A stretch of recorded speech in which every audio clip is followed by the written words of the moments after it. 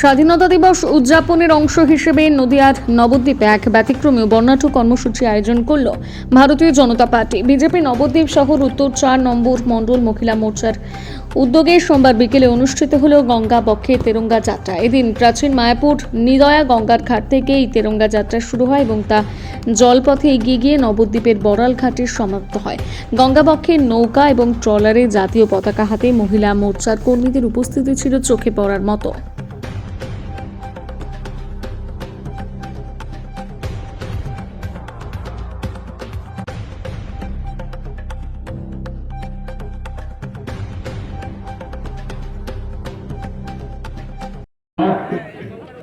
অন্তর থেকে ধন্যবাদ।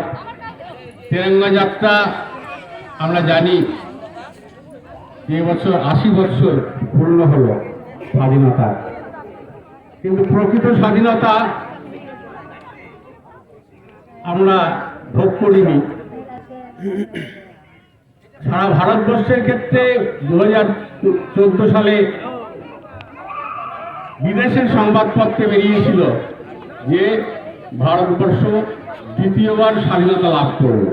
ঠিক সেই রকম পশ্চিমবঙ্গের ক্ষেত্রেও 49 বছর টানা, তার আগেও ছিল কংগ্রেস শাসন।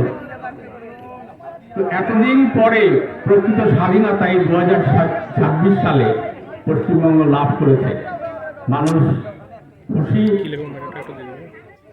তাদের গণতান্ত্রিক অধিকার ফিরে এসছে।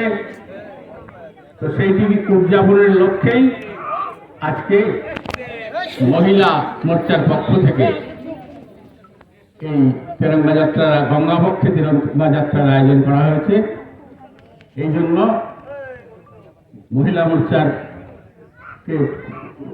সভানেত্রী বা আরো যারা আছেন কার্যকর্ত্রী, তাদেরকে আমার অন্তর থেকে শ্রদ্ধা।